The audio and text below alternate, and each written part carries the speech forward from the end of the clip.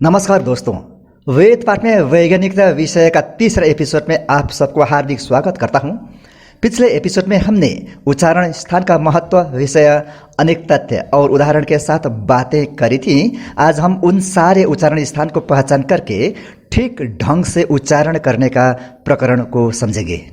बहुत सारे लोगों में उच्चारण स्थान विषय अन्योलता देखने को मिलता है। आज सारी अन्योलता को दूर करने की कोशिश करेंगे। हमें एक बात याद होने की जरूरी है कि विभिन्न वैयाकरण अपने अपने धारणा के कारण अपने अपने तरीके से उच्चारण स्थान का संख्या को मानते हैं। कोई 7 उच्चारण स्थान को, कोई 8 और कोई 9 उच्चारण स्थान को मानते हैं। पाणिनि ने 8 मुख्य उच्चारण स्थान के साथ अन्य 3 को मिलाकर कुल 11 उच्चारण स्थान को माना है। कोई वैयाकरण तो सिर्फ 6 उच्चारण स्थान को ही मानते हैं। जो भी हो, हमारा एक ही मकसद होना चाहिए कि वेद पाठ ठीक ढंग से हो। इस चैनल में हम 9 उच्चारण स्थान पर चर्चा करेंगे। स्कूलों और कॉलेजों में भी 9 उच्चारण स्थान को ही पढ़ाया जाता है। वेद पाठ के समय कभी कभी उन 9 उच्चारण स्थान के साथ बाकी 2 स्थान को भी प्रयोग किया जाता है। आने वाले एपिसोड्स में मैं उन 2 स्थानों को भी किस प्रकार प्रयोग किया जाता है वो भी मैं बताऊंगा। ऐसा करने से पूरा 11 उच्चारण स्थान हो जाएंगे और वैदिक संस्कृत अनुरूप वेद पाठ में वैज्ञानिकता होने का तथ्य प्रस्तुत किया जा सकता है। ये सब हम वेद पाठ का थ्योरी के साथ साथ प्रैक्टिस भी करते करते आगे बढ़ेंगे। अब कुछ डायग्राम के साथ उच्चारण स्थानों को पहचान करेंगे।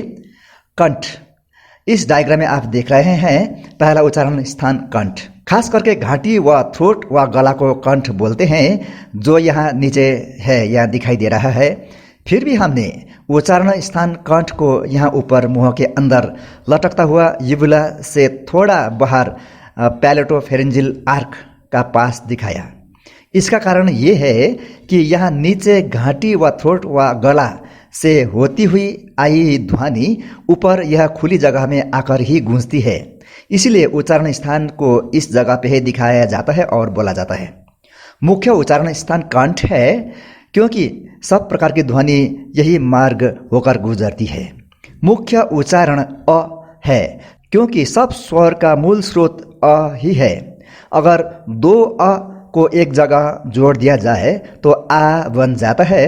कंठ से निकलता हुआ अ को जीव और मुंह के विशेष बनावट व फॉर्मेशन से विशेष स्थान से निकाल दिया जाए तो ई बन जाती है।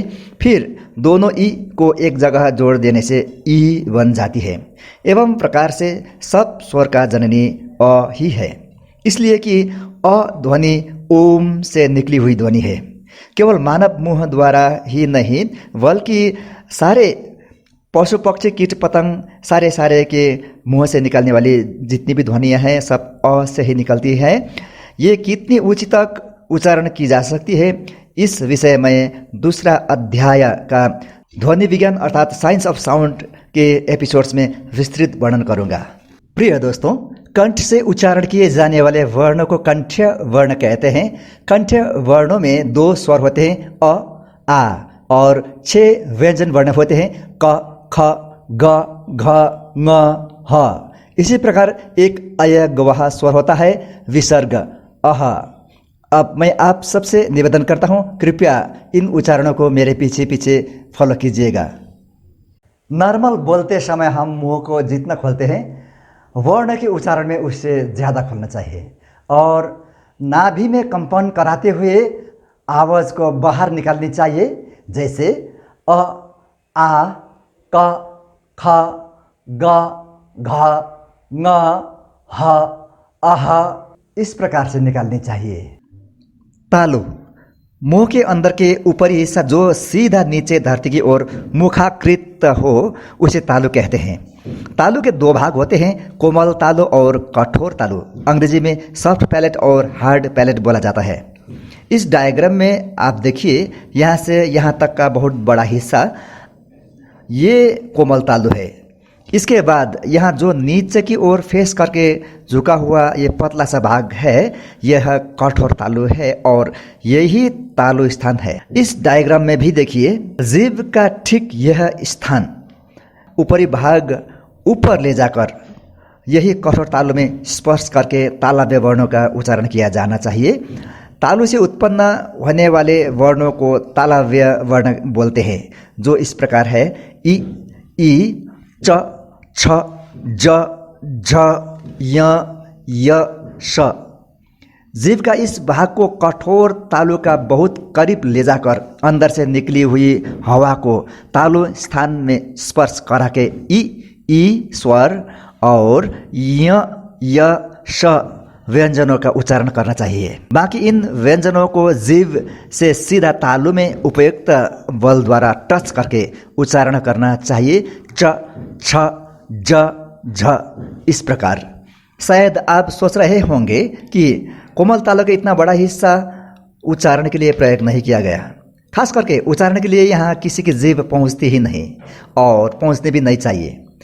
यह नीचे की ओर झुका हुआ गुफा जैसा स्थान का बहुत बड़ा काम है कि मुख में उच्चारित सब ध्वनि यही कोमल तालु के नीचे गुफा में गूंजती है, तभी हमें सुनाई देती है। कोमल तालु का इस खाली स्थान को एक साउंड बॉक्स से तुलना किया जा सकता है। अब आप सबको मेरा निवेदन है कि मेरे पीछे पीछे आप लोग भी एक बार उच्चारण कीजिएगा। ई,